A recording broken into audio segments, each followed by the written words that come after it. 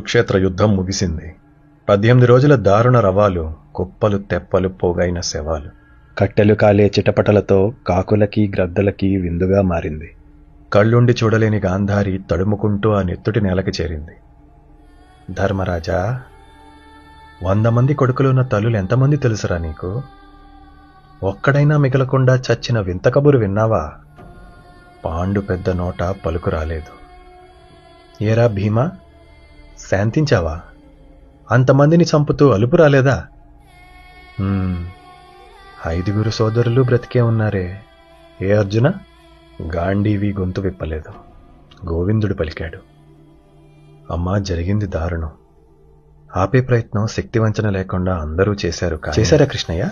నువ్వు కూడా చేశావా? కొడుకులంటే మూర్ఖులు, తెలియదు. నువ్వెవరో నాకు తెలీదా? నీ పార్థుడికి ఒక్కొక్కడిని వేలు చూపి మరీ వేటు వేయించావే.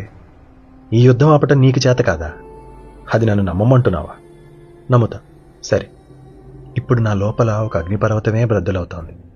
దాన్నెవరు ఆపుతారు? నా పుత్రశోకం ప్రళయంగా మారుతోంది కృష్ణ. ఎవరు తప్పిస్తారు? శాంతం శాంతం అని శంఖాన్ని పూరించిన ధర్మజుడా, ఒక్కణ్ణి కూడా వదలకుండా పిశాచంలో పీల్చేసిన భీముడా, ఎవరు పడతారు నా శాపాన్ని? చెప్పు కృష్ణ అని ఆదేశించింది. ధర్మరాజు కను రెప్ప సైతం కదపలేదు. వాయుపుత్రుడు ఊపిరి బిగబట్టి నిలిచాడు. అర్జునుడు కృష్ణుడి వెనక్కి దాగాడు. కవలలు భీతితో స్తంభించిపోయారు. తలలు వంచుకుని కళ్ళు మూసుకుని ఉండిపోయారు. అప్పుడు మృదువుగా, ప్రేమగా, అమ్మా, తల్లి ప్రేమకి తప్పొప్పులు తెలియవు కదా. నీ గుండె గాయం ఏ దేవుడూ నయం చేయలేడని మోకాలిపై కూర్చుని పట్టు కొంగును పట్టి దేవాది దేవుడు శ్రీకృష్ణుడు పలికాడు.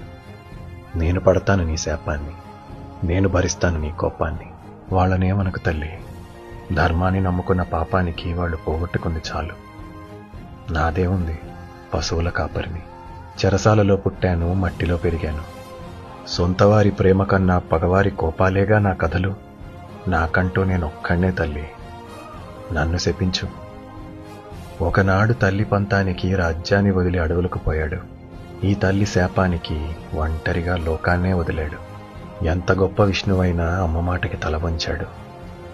నమ్ముకున్న వాడి కోసం చివరికి దిక్కులేక ఒంటరిగా మిగిలిన దేవాది దేవుడే దిక్కు నాకు.